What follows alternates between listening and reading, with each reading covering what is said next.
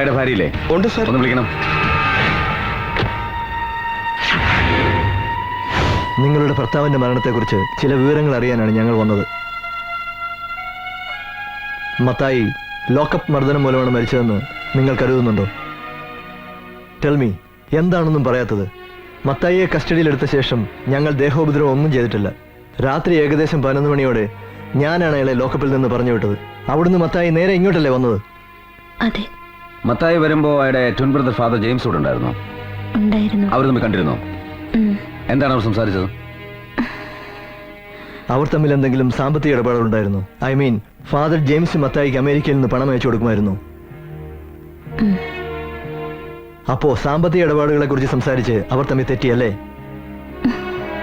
പറയൂ, അതിനുശേഷം എന്താ ഉണ്ടായത്? കമോൺ, നിങ്ങൾക്കറിയാം. നിങ്ങൾ എന്തൊക്കെ മറയ്ക്കുന്നുണ്ട്. എല്ലാ എവിഡൻസുകളായിട്ടാണ് ഞങ്ങൾ എത്തിയിരിക്കുന്നത്. എന്താണ് അതിൽ രാത്രി സംഭവിച്ചത്? Tell me.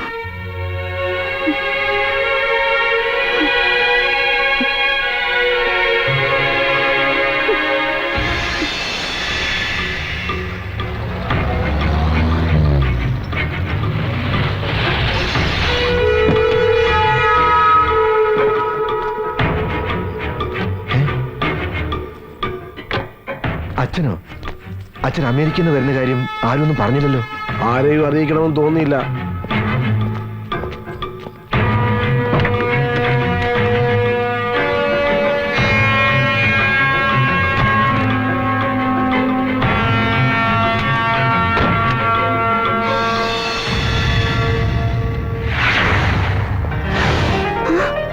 അച്ഛനോ? ഈശോമിശിഹായ്ക്ക് സ്തുതിയായിരിക്കട്ടെ. എപ്പോഴും എപ്പോഴും സ്തുതിയായിരിക്കട്ടെ. എന്താ ഒരു വിവരം പോലും അറിയിക്കാതെ? അങ്ങനെ വരേണ്ടി വന്നു. മത്തായി ഇല്ലേ ഇവിടെ? ചെറിയൊരു പോലീസ് കേസുണ്ട്, അതിന്റെ ആവശ്യത്തിന് വേണ്ടി പോയിരിക്കുക. അപ്പോ കാര്യങ്ങളൊക്കെ പോലീസ് സ്റ്റേഷൻ വരെ എത്തി അല്ലേ? നാട്ടുകാരുടെ ഇടയിൽ പേരുണ്ടാക്കാനായി പള്ളി കമ്മിറ്റി പ്രസിഡന്റ് ആയതുകൊണ്ടോ അനാഥാലയം നടത്തിയതുകൊണ്ടോ ഒന്നും ഒരു കാര്യവുമില്ല. മനസ്സും പ്രവൃത്തിയും നന്നായിരിക്കണം.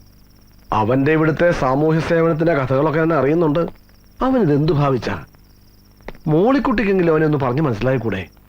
ഞാൻ എന്ത് പറയാനാച്ചോ, അനിയന്റെ സ്വഭാവം അച്ഛൻ അറിയാവുന്നല്ലേ.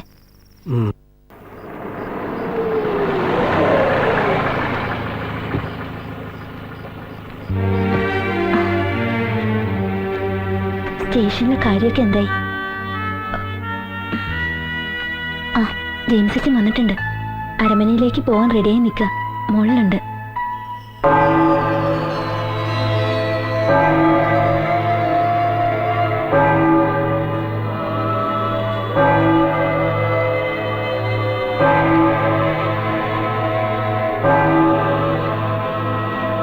ഈശോമിശിഹായ്ക്ക് സ്തുതിയായിരിക്കട്ടെ.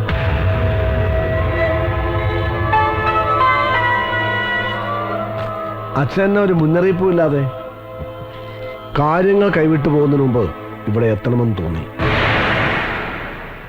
എന്താ നിന്റെ ഉദ്ദേശം? നിന്റെ ഈ പോക്ക് എങ്ങോട്ടാ? നിനക്ക് ദൂർത്തടിച്ച് ജീവിക്കാനല്ല വിദേശത്തുള്ള എന്റെ സുഹൃത്തുക്കൾ ബിസിനസ് തുടങ്ങാൻ പണം തന്നത്. ഇത്രയും കാലമായിട്ട് 10 പൈസ പ്രോഫിറ്റ് കൊടുത്തില്ല എന്നുള്ളത് പോട്ടെ, ബാലൻസ് ഷീറ്റ് എങ്കിലും നിനക്കൊന്ന് അയച്ചു കൊടുക്കാമായിരുന്നില്ലേ? Balance sheet അയച്ചിരുന്ന എന്നാത്തിനാ? അവർക്ക് വേണ്ടതേ പ്രോഫിറ്റാ അല്ലേ? അങ്ങനെ വല്ലതും ഉണ്ടായിട്ട് വേണ്ടേ അയച്ചു തരാൻ? ഇത്രയും നാള് ഫിനാൻസ് നടത്തിയിട്ട് പ്രോഫിറ്റ് ഒന്നും ഇല്ലെന്നാണോ നീ പറഞ്ഞു വരുന്നത്? അങ്ങനെ കാര്യങ്ങൾ ചോദിക്കും. എങ്ങനെ സ്ഥാപനം നടത്തിക്കൊണ്ട് പോകുന്നെന്ന് എനിക്കും കർത്താവിന് മാത്രമേ അറിയൂ. പുറത്ത് കിടക്കുന്ന ആ പൈസ ഒന്ന് പിടിഞ്ഞു കിട്ടിയാ ഒന്ന് പിടിച്ചു നിൽക്കായിരുന്നു. അതെങ്ങനെയാ? ഒന്ന് മസൂലിറ്റി കാണിച്ച് വാങ്ങാന്ന് വിചാരിച്ച അത് നടക്കില്ലല്ലോ. ഒരു വികാരിയുടെ കൂടെ പുറപ്പായി പോയില്ലേ? ഓഹോ, അപ്പൊ നിനക്ക് ആ വിചാരം സംസാരത്തിലെങ്കിലും ഉണ്ട്. എടാ, ഒരു സ്ഥാപനം നല്ല രീതിയിൽ നടത്തിക്കൊണ്ട് പോകാൻ ഒരു ഗുണ്ടായസത്തിന്റെ ആവശ്യമില്ല. നല്ലൊരു മനസ്സും കർത്താവിന്റെ സഹായവും മാത്രം മതി. നീ ഒരു കാര്യം ചെയ്യ, ഈ ബിസിനസ്സിൽ നിനക്ക് പ്രോഫിറ്റ് ഇല്ലെങ്കിൽ ഇതങ്ങ് നിർത്തിയേക്ക്. ഒരു പട്ടക്കാരനും സഹോദരനും കൂടി വിദേശ മലയാളികളെ ചീറ്റ് ചെയ്തു എന്ന് പറയാൻ ഇടവന്നാൽ അവരോട് സമാധാനം പറയേണ്ടത് ഞാനാ. നിന്റെ പേരിൽ ലീഗൽ ആക്ഷൻ എടുക്കാൻ വരെ അവര് തീരുമാനിച്ചിരിക്കുക. അയ്യോ എന്റെ പൊന്നച്ചോ, വെറുതെ വരട്ടാതെ. ലീഗലായിട്ട് അവരെന്നാ പുളുത്താനാ? ഒരു ചുക്കും ചെയ്യാൻ പോകുന്നില്ല. അല്ല, ഉള്ള കാര്യം നേരെ ചോദിക്കാമല്ലോ. അവരെ ഇവരെന്തൊക്കെ വെറുതെ വഴിമാറി പറയാതെ അച്ഛൻ ഈ ബിസിനസ്സിൽ എന്നാ വേണ്ട വെച്ചാ പറ. എടാ, നന്നേ ചെറുപ്പത്തിലെ പൗരോഹിത്യം സ്വീകരിച്ച് എല്ലാ സുഖങ്ങളും ഉപേക്ഷിച്ചാ ഞാൻ. നിന്റെ നെറുകേടിന് കൂട്ടു നിൽക്കേണ്ടി വന്നാൽ അന്ന് ഞാൻ ഇല്ലാതാകുന്നതിന് തുല്യമാ. എനിക്കിപ്പോ ഈ നിമിഷം ഫൈനാൻസ് കമ്പനിയുടെ അക്കൗണ്ട്സ് കാണണം. എവിടെയാണ്? അതൊന്നും ഇവിടെ ഇല്ല. അല്ലാതെ അച്ഛാ ഒന്നും കാണുകയും വേണ്ട. കാണാൻ പറ്റുമോ എന്ന് ഞാൻ നോക്കട്ടെ. അച്ഛാ, എന്നെ വിടെ. എന്നെ വിടെ. നീ